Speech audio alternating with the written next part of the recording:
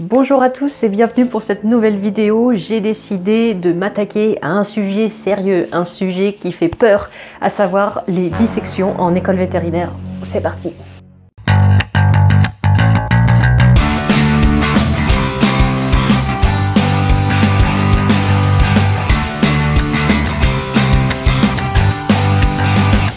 Donc, je fais cette vidéo à titre d'information, d'apaiser les curiosités, mais en aucun cas pour faire une vidéo choc. D'ailleurs, dans cette vidéo, je tiens à le dire tout de suite, il n'y aura aucune image choc, parce que c'est pas le but. D'une part, parce que en plus, en école, nous n'avons vraiment pas le droit de prendre ni photo ni vidéo de ce qu'on fait en cours.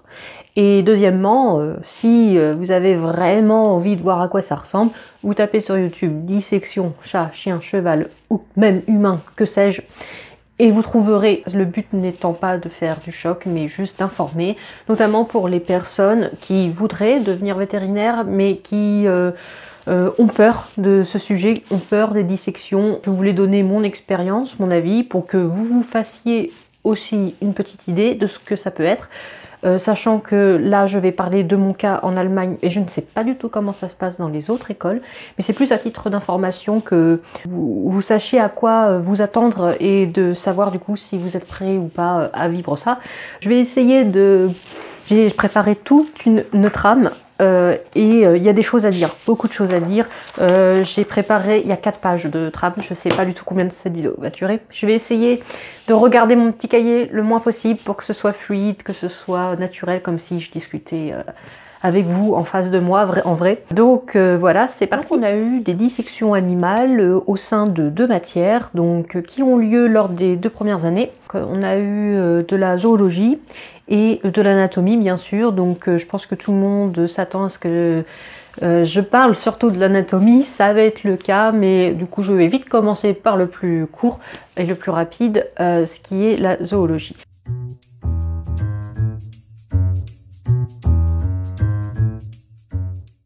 Donc la zoologie, c'est l'étude de la biologie de l'ensemble du règne animal, si je peux expliquer ça comme ça. Et du coup, on va étudier de la bactérie, enfin de l'organisme unicellulaire jusqu'aux mammifères, comment le corps est construit, enfin le corps, ou du moins comment ces organismes peuvent-ils se nourrir, se reproduire, respirer, etc.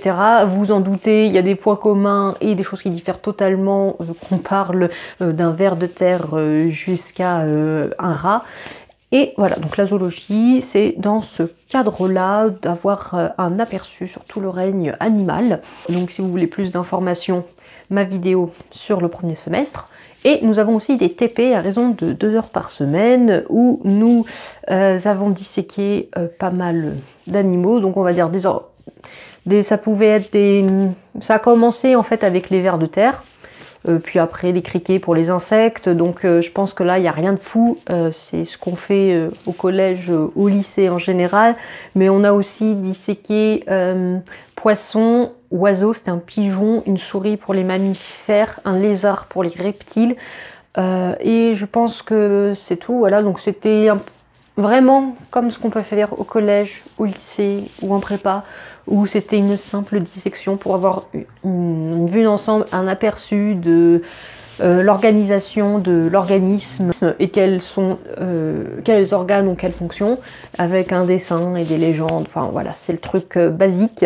Peut-être moins pour les lézards parce que je pense pas que ça se fait. Donc on a commencé le premier semestre comme ça, enfin en parallèle on avait déjà un petit peu l'anatomie, mais déjà on avait commencé les dissections comme ça en zoologie. Et on avait aussi pour les amphibiens, normalement on aurait dû avoir une grenouille, mais comme les amphibiens sont pour la majorité des espèces aujourd'hui protégés, du coup il n'y a plus de dissection de grenouille pour cette matière, et on avait un modèle plastique d'une grenouille, ça faisait comme un puzzle, fallait lui remettre les organes en place, en plastique, enfin, c'était un peu chelou, mais c'était pas plus mal de pas avoir à faire de dissection, parce que en fait dans cette matière, en 2 heures, chaque animal, t'as pas forcément le temps de tout intégrer, de tout voir, parce que c'est vraiment un aperçu, une vie d'ensemble. On va très vite pour expliquer, on va très vite pour regarder les choses. Donc, est-ce que c'est vraiment utile de disséquer des animaux pour cette matière-là? Je ne sais pas, moi, s'il y avait eu que des vidéos d'un animal où c'est fait et que tout le monde voit ça, s'il y avait eu que des modèles en plastique comme la grenouille, je pense que ça me serait très bien allé. Je sais pas comment... je sais pas ce qu'ils font en Allemagne comme dissection, s'ils en font au collège et au lycée comme nous en France. Mais voilà, moi de ce que j'avais vu au lycée, en prépa, franchement, bah, ça m'avait suffi. J'avais pas besoin de le refaire une énième fois dans ce cours-là. Après voilà, je ne sais pas si les Allemands l'avaient déjà fait ou pas. En tout cas, voilà, pour cette matière, on a fait des dissections. C'était pas vraiment forcément utile de disséquer autant d'animaux, parce qu'on est quand même des promos de 250 avec un animal pour deux. Donc vous imaginez le nombre d'animaux que ça fait pour, je pense, pas grand chose. Mais une petite anecdote, ça a pu être utile pour une chose quand même, c'est que lors du TP reptile, bon, on avait chacun un lézard à disséquer. C'était pas mal pour qu'on puisse comparer et voir. Et notamment, il y avait aussi un serpent. Donc là, il n'y avait qu'un seul serpent pour toute la promo. Et en fait, c'était la prof, elle a dit, il y a un serpent. Qui c'est qui veut s'attaquer au serpent? Donc, il y a un groupe de 2 personnes qui ont disséqué le serpent avec l'aide de la prof, pour que toute la classe puisse avoir un aperçu de comment était construit un serpent et ne pas avoir à disséquer... Du coup, 250 divisé par 2, ne pas avoir à disséquer 125, ouais, c'est ça, 125 serpents, donc il n'y en avait qu'un. Et là, c'était intéressant parce que vraiment, ça changeait l'organisation au sein de son corps par rapport aux autres reptiles ou même aux autres animaux. C'était vraiment unique. Et en plus, ce jour-là, le serpent, c'était une femelle avec des œufs. Bon, c'est triste pour les petits, on est d'accord, mais bon, après, c'était des œufs.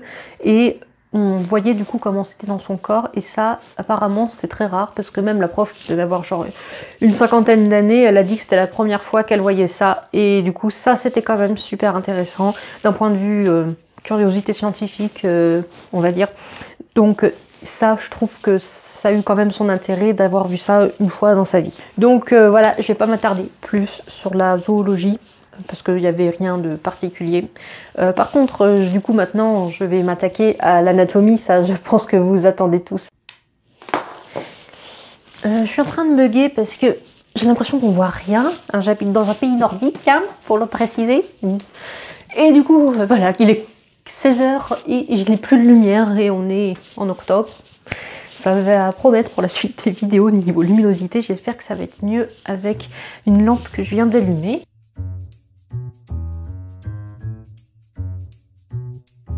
Donc voilà, maintenant je vais m'attaquer à l'anatomie. Donc en anatomie, on en a fait beaucoup. On en a fait 2 ans. Pendant 2 ans, j'ai fait de l'anatomie à raison de minimum de 3 heures par semaine, voire ça pouvait être 7 heures par semaine, notamment au début de 2e année. J'en parle un peu plus de mon emploi du temps sur ma vidéo de la 2e année, si ça vous intéresse. Mais du coup, voilà, pour dire que j'ai fait un certain nombre d'heures de dissection en anatomie sur plein d'animaux, sur chèvre, sur cochon, sur cheval, sur chien, sur chat, sur poule, si je n'oublie rien, et sur vache. Un petit peu sur vache, ouais, voilà. Donc, ce qu'il faut savoir, c'est que les animaux qu'on avait en dissection, c'était des animaux, pour la plupart, qui étaient morts naturellement en clinique. Donc tout ce qui était les chats, les chiens, les chevaux, les vaches notamment, ça c'est sûr, c'est des animaux morts dans les cliniques de l'école pour une raison quelconque, euthanasie, ou qui sont morts d'une maladie, voilà. Donc ils n'ont pas été tués exprès, c'est ce que je tiens à insister sur ce fait. J'avoue que pour les poules, les cochons et les chèvres, je ne sais pas. Je ne sais pas, mais je doute qu'ils aient attendu qu'il y ait assez de petits cochons qui meurent pour nous permettre de les disséquer. Donc de toute façon, après, qu'ils finissent dans l'assiette ou là, enfin... Faut se dire que vraiment la dissection, nous, ça nous est très utile, et c'est pas comme la zoologie où ça peut être évité ou c'était futile. Là, vraiment, c'est très utile pour la suite, notamment pour la chirurgie, puis même pour bien comprendre l'anatomie. Je vais peut-être en reparler à la fin. Mais du coup, comment ça s'est passé en fait? Eh bien, on commence dès le début, hein, octobre de la première année. On a commencé vite fait quelques cours. Après, je crois que le premier TP d'anatomie, c'était peut-être sur des os, donc ça nous avait pas trop choqué. Mais du coup, ça se passe comment en fait? On entrait dans des salles. Enfin, il y a un bâtiment, le bâtiment d'anatomie. Vous rentrez, vous avez un petit hall et il y avait une salle de chaque côté, une à gauche, une à droite, et deux salles qui étaient énormes en taille. Tu rentres là-dedans, tu es déjà impressionné par la taille que ça fait. Parce qu'on est 250 par promo, donc on va dire, allez, il y a 125 élèves par salle. On est 5-6 autour d'une même table, donc ça fait environ, j'ai compté, je crois qu'il y avait entre 40, genre une quarantaine de tables en tout. Donc ça fait une vingtaine de tables par salle. Ça fait...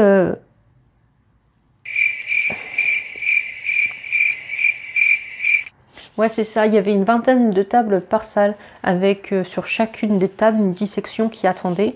Ça fait pas beaucoup dit comme ça, mais en fait, c'est vraiment énorme comme salle. Et quand vous rentrez dans une salle, il y a 20 tables avec une dissection dessus, que vous vous dites, il y a exactement la même chose de l'autre côté, ça fait énorme.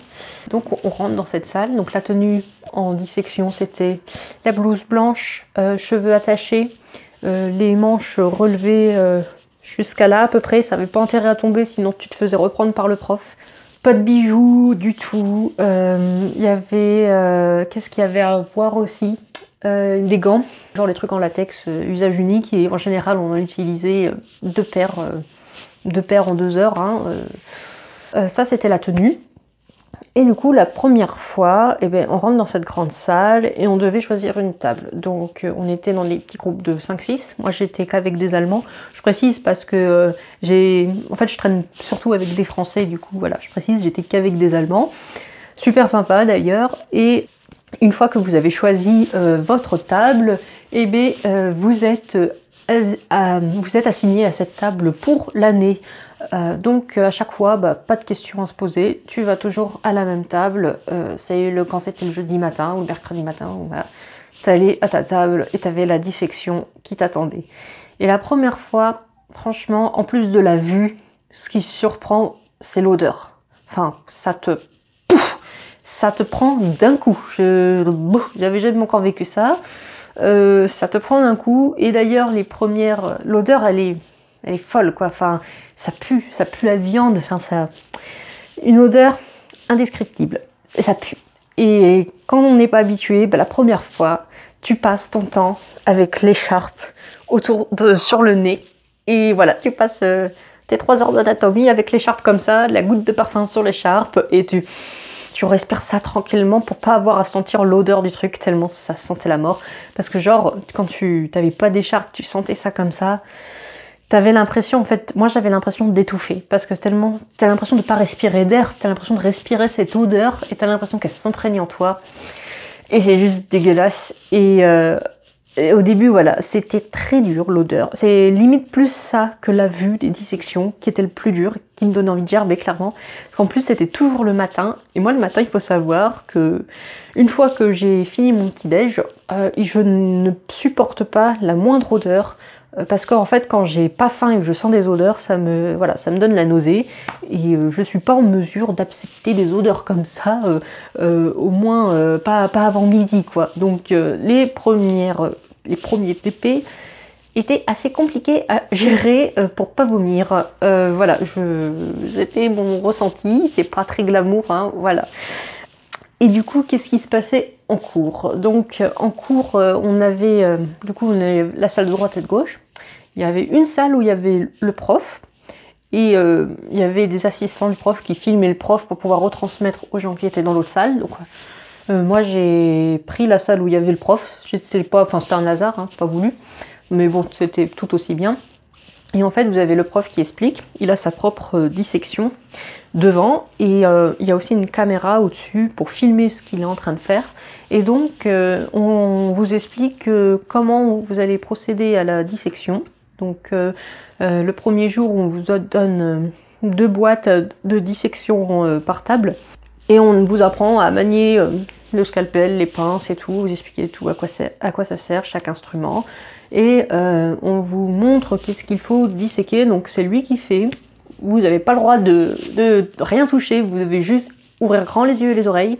Et après, quand c'est à votre tour, ben vous devez le faire en groupe du coup sur la propre dissection. Donc le but des dissections, c'était de ce qu'ils appelaient préparer en fait. C'est-à-dire que vous aviez des muscles à isoler pour qu'on les voit mieux. Parce que les muscles, si vous regardez un membre comme ça va être un ensemble de peau, de muscles, de nerfs, de vaisseaux, de gras, voilà, tout ce que vous pouvez imaginer.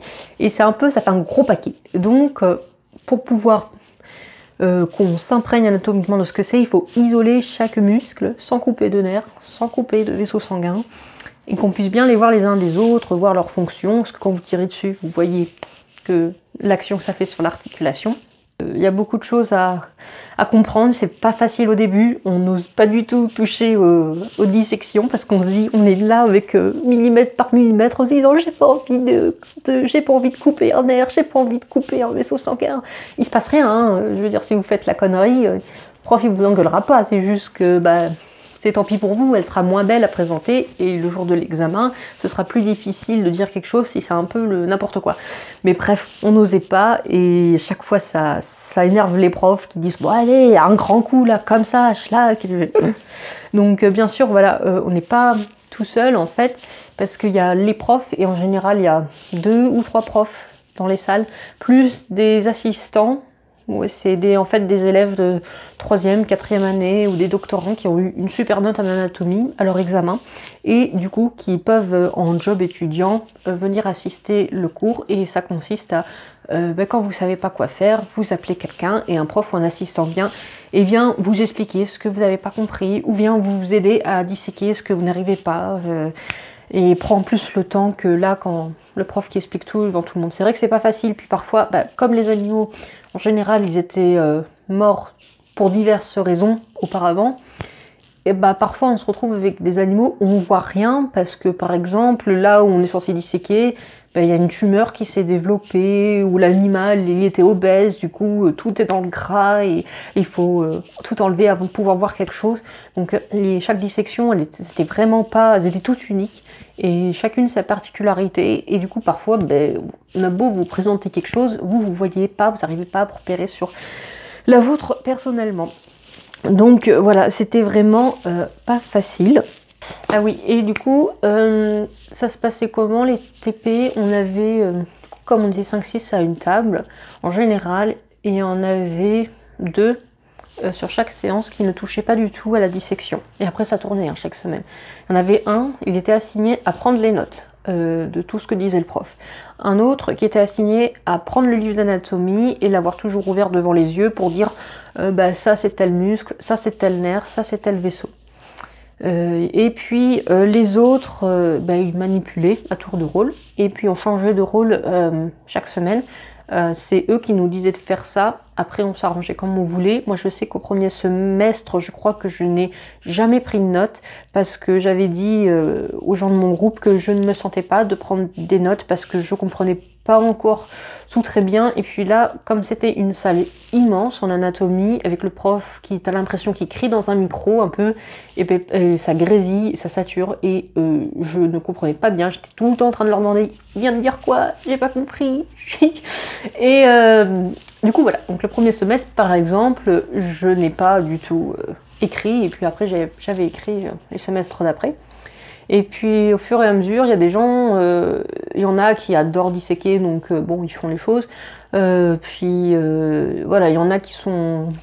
Il y en avait qui étaient un peu moins chauds quand même pour disséquer, qu'ils laissaient volontiers faire les autres et qui préféraient regarder dans le livre à quoi ça correspondait, chercher des infos, etc.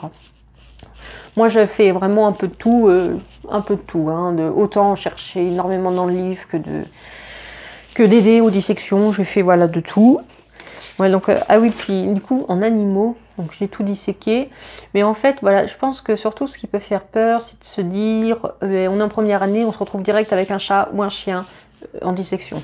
C'était pas le cas. Nous, on a commencé, tout d'abord, le premier semestre, en fait, c'est les os et les muscles. On commence avec la pâte avant. Du coup, sur la table, notre animal modèle, c'était la chèvre pour ce chapitre-là. Du coup, on avait juste un pâte avant de chèvre sur la table qui allait vraiment de l'épaule jusqu'au bout de la patte. Mais du coup, en fait, c'était peut-être grand, parce que c'est quand même la taille d'une chèvre, mais c'était juste une patte, en fait. C'était comme si, je sais pas, peut-être que les images, enfin, quand vous voyez le camion du boucher le matin, vous voyez un tas de viande un peu comme ça. Enfin, vous voyez, vous reconnaissez bien que c'est une pâte, vous reconnaissez bien que c'est une chèvre au vu du sabot, mais vous vous dites, bah en fait, c'est que de la viande, il n'y a aucun poil dessus, voilà, c'est que de la viande. Donc, bon, il faut surtout gérer l'odeur, gérer ses instruments au début. On gère pas trop l'aspect moral parce que on reconnaît, on voit pas trop que c'est un, enfin, on voit que c'est un animal, mais on voit surtout que c'est de la viande. Je sais pas si vous voyez ce que je veux dire, parce que bien sûr qu'on avait conscience que c'était un animal quand même sur la table. Mais du coup, voilà, c'était surtout l'odeur le plus dur à gérer au début et pas la vue en fait. Donc jusqu'à Noël, et bien en fait, on fait que ça, pâte avant, pâte arrière, et vous voyez pas vraiment, enfin vous voyez juste de la viande. Janvier par contre, janvier on fait un autre chapitre, et c'était sur aussi les os et les muscles du thorax. Et notamment on fait du coup les muscles abdominaux, les muscles de la ceinture au niveau de l'épaule, on fait les muscles du cou, tout ça. Et là l'animal modèle devient le chat et le chien. Donc c'est la toute première fois qu'on fait ce genre de dissection. Donc on fait cette dissection. Donc là par contre c'était un petit peu... Enfin quand vous rentrez des vacances de Noël, vous êtes encore toulouloute, Noël, Nouvel An, etc. Vous vous remettez dans le bain, vous revenez juste de vacances. Enfin c'est un peu... Voilà, vous n'êtes pas vraiment encore dans le bain. Et je me souviens, on avait cours d'anatomie en première année le lundi après-midi. Et du coup le lundi après-midi on arrive dans l'amphi, le prof il était déjà là, il avait déjà préparé... son cours, et là en fait on voyait déjà au rétroprojecteur vidéo un chat mort, et là tu fais ouf, ah bah d'un coup Noël et Nouvel An, l'esprit est totalement parti, hein. Voilà, vous voyez le chat, et là c'était un peu le silence de mort dans la salle disant oh le pauvre minou et tout, enfin voilà, là ça franchement ça fait très bizarre hein, de voir, enfin après j'ai jamais forcément eu l'occasion de voir un chat mort, peut-être un peu écrasé sur la route, mais tu sais vous êtes jamais le nez collé dessus quoi, un peu, enfin puis là voilà, puis enfin, c'est un peu dégueulasse quoi. Donc vous voyez au projecteur ce chat mort, et je me souviens parce que le prof nous montrait des trucs disant mais regardez donc le muscle ou l'articulation quand je fais ça, et voilà, et puis en fait votre chat il était couché, comment dire, sur le côté comme ça, et puis là d'un coup il vous prend la patte, il faut regarder là comme ça, et là t'as tout le monde dans la salle qui fait oh comme ça, parce que tu te dis un chat ça ne fait pas cette position là naturellement, et du coup voilà c'était un peu costaud, hein, j'avoue, le premier chat. D'autant plus le TP, le premier TP chat. Je pense que ça, je m'en souviendrai tout le temps, toujours, toute ma vie. Alors, comme je vous l'ai dit, on est assigné à une table pour toute l'année. Et quand vous arrivez, la dissection est déjà sur votre table. Donc, vous ne pouvez pas changer de table. Et vous ne pouvez pas non plus changer ce qu'on vous a mis sur votre table. Je pense que le pire de ce que je pouvais m'imaginer est arrivé ce jour-là. Le chat qu'on avait sur notre table, c'était un chat exactement comme Clochette. Ça a été les 3 heures les plus longues de ma vie. Parce que là, il n'y avait pas juste... C'était plus le tas de viande, en fait. C'était... On voyait... Alors si, la peau avait été enlevée et tout, mais la tête, la queue et les pattes, on voyait... C'était un chat normal, quoi. On voyait les poils et tout... Et j'avoue que je crois que j'ai pas pu toucher à ce chat pendant les 3 premières heures. J'étais en train de prendre sur moi, de me dire non, ce n'est pas Clochette. Clochette, elle fait dodo tranquillement chez toi. C'est un chat, c'est un autre chat.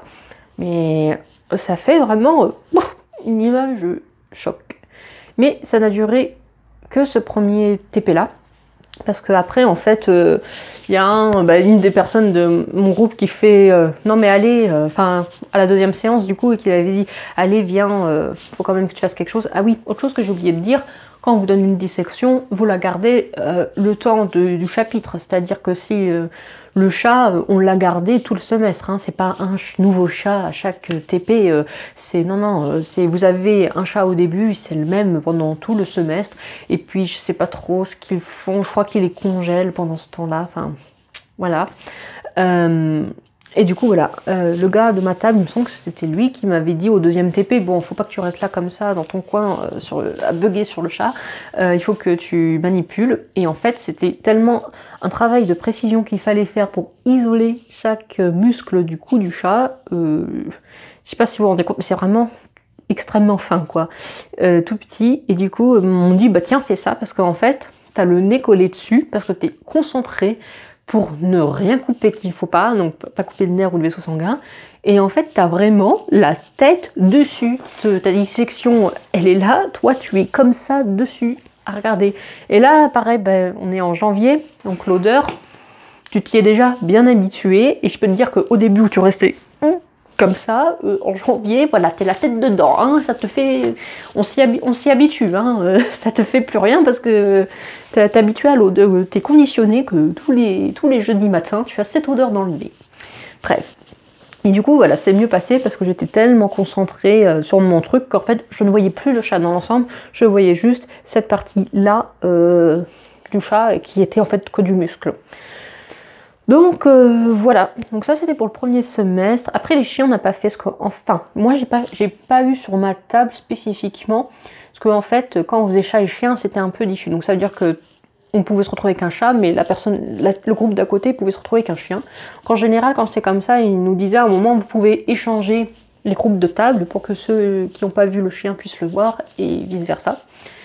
Et les chats et les chiens, voilà, disons que parfois il y avait des trucs horribles parce que voilà, ils avaient une tumeur ou ils avaient des maladies, hein, ils n'étaient pas tués exprès. Donc une fois il y avait un chien, je me souviens, sur une table à côté, il y avait une espèce de liquide noir vert qui est coulé tout sur toute la table. Oh, c'était dégueulasse, mais vraiment dégueulasse. Ah ouais, et puis il faut savoir un truc, c'est que votre dissection, je sais pas, ça fait du jus, enfin c'est congelé, décongelé, recongelé, redécongelé, et du coup ça fait du jus, et vous passez votre temps à aller chercher une éponge pour éponger tout le jus qu'il y a sur la table, parce que sinon, pour c'est du vécu, si vous n'épongez pas au fur et à mesure, et que vous avez une petite part de jus sur la table, quand on vous dit il faut retourner l'animal pour voir de l'autre côté, et que tu fais ça un petit peu... Enfin, par exemple, il faut faire ça déjà à plusieurs, pas tout seul, parce que quand tu fais tout seul, t'arrives pas parce que ça part dans tous les sens, donc tu as tendance à le faire vite. Et quand tu le fais vite, et que ça retombe splatch dans le jus, et que ça éclabousse tout le monde autour de la table, je peux vous dire, on est content. Après, qu'est-ce que je veux raconter? Après, je pense que ça va être des petites anecdotes comme ci, comme ça. Bon, attendez, petite pause, je vais boire, parce que je crois que ça fait 30 minutes que je suis en train de parler, je commence à avoir soif.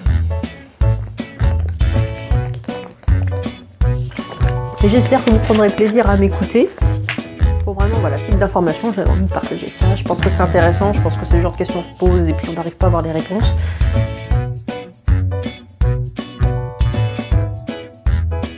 Donc, semestre 2, on a fait les organes. Et ça, à la fois c'était dégueulasse, mais à la fois ça l'était moins, parce que vous aviez juste l'organe prélevé des animaux, et eux en général ils sont conservés dans le formol, hein, donc voilà, ça a été des animaux qui ont été tués une fois, et on prend leurs organes, on met dans des bocaux de formol, et c'est toujours ressorti, donc là voilà, il n'y a pas de turnover, on va dire, c'est toujours les mêmes organes. Donc on nous demande d'être extrêmement précautionneux quand on manipule, pour pas les abîmer pour les prochains. Et puis on a fait tous les organes, cœur, poumon, rein, estomac, intestin, un peu tout.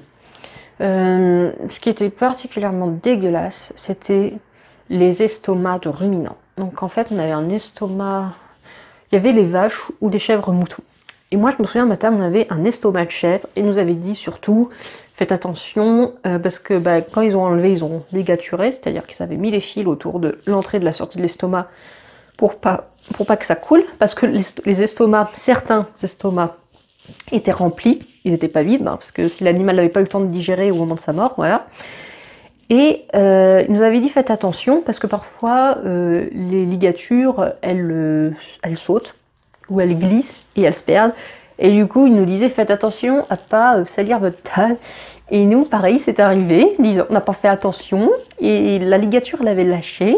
Et là le truc qui commence à tomber et splash tout le contenu de l'estomac sur la table.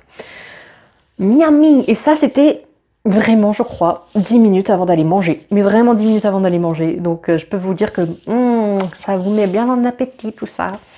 Et c'est pareil, tiens, bah, au début je disais j'avais des nausées, etc. À la fin tu t'y habitues.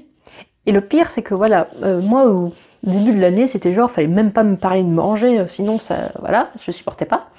Par contre, arrivé à cette période-là de l'année où genre on est en avril, en mai-juin, ça fait presque un an que vous faites déjà de l'anatomie, bah et ben il y a des moments où vous choquez vous-même parce que vous êtes en pleine dissection et vous êtes en train de vous dire bon qu'est-ce qu'on mange à midi, j'ai faim, c'est dans 10 minutes. Donc pour vous rassurer en fait on s'y habitue et je pense que les animaux qui mettent au fur et à mesure ça va, vous voyez ça y va mollo, hein, donc on s'y habitue.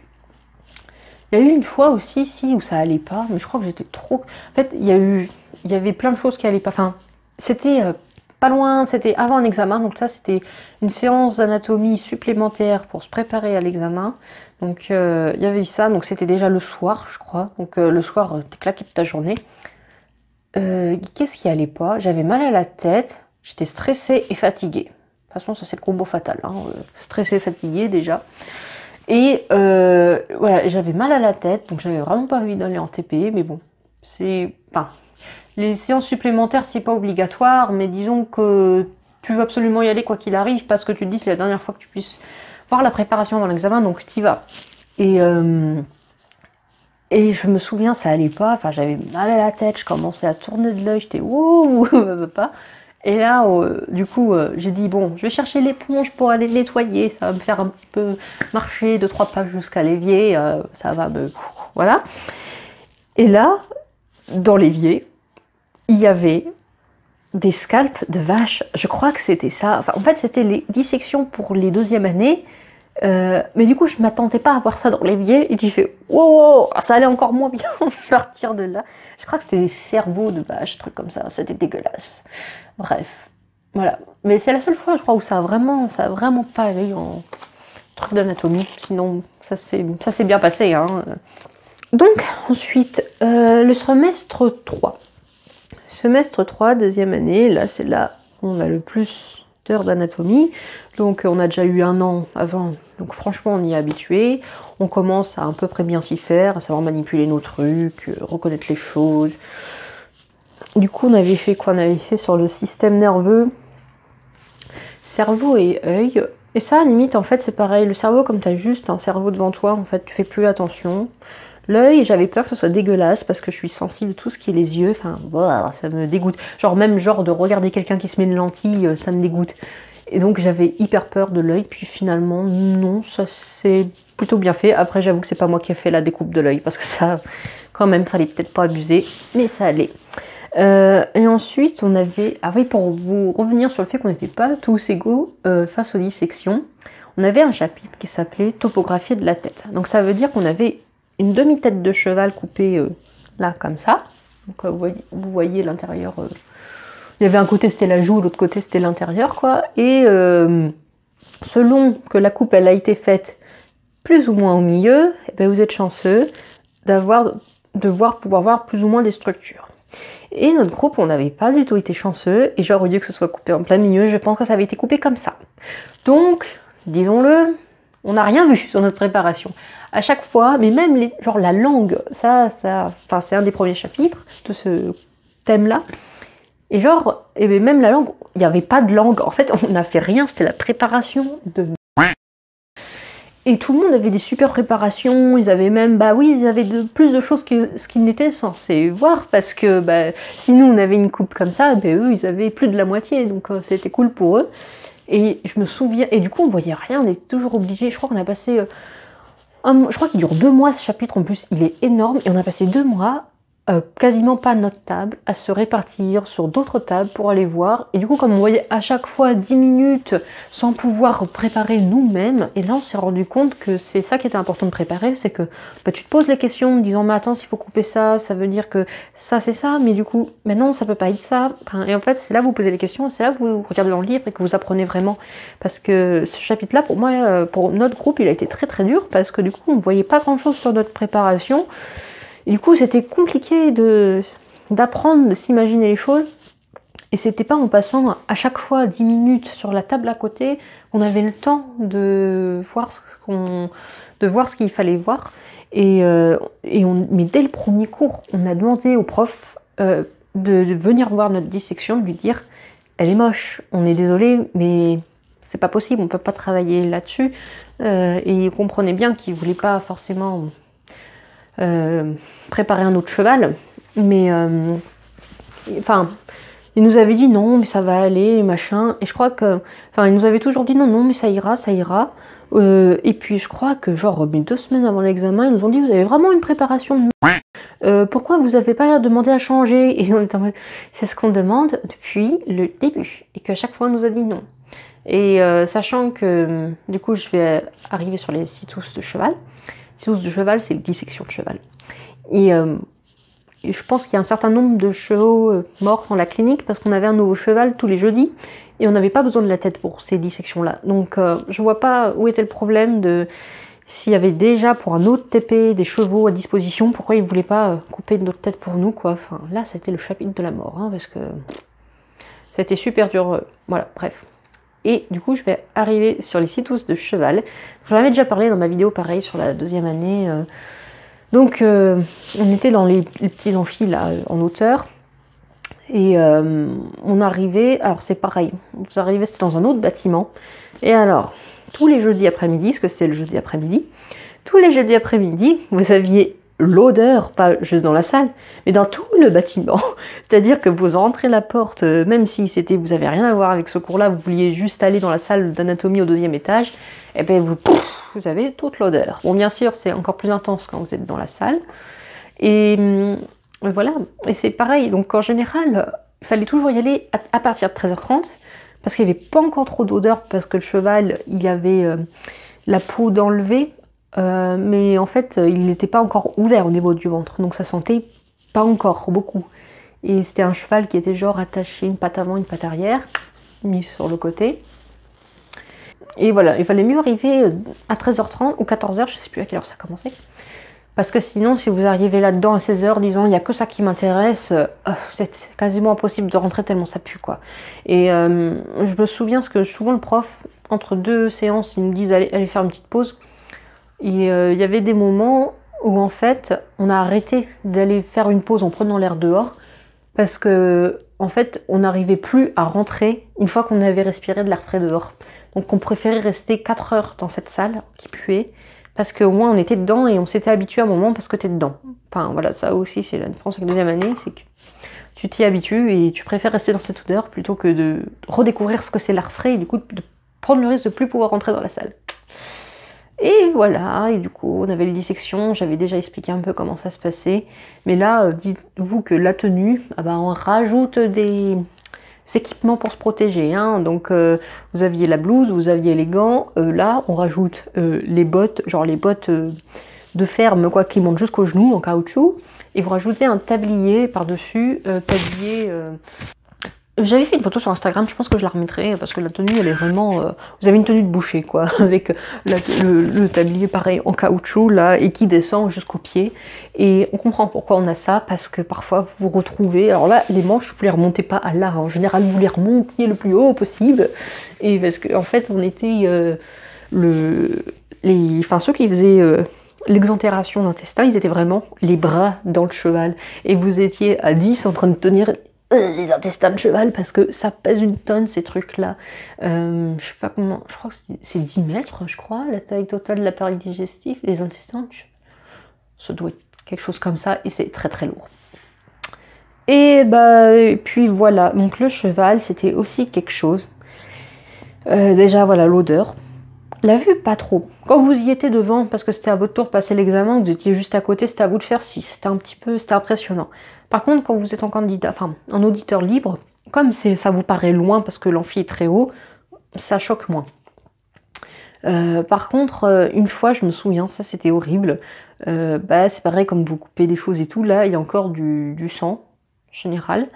Et une fois, comme c'est quand même des examens, le prof, il posait une question à un groupe, et genre, c'était le silence total, parce qu'il y avait personne qui savait la réponse, donc personne qui voulait répondre.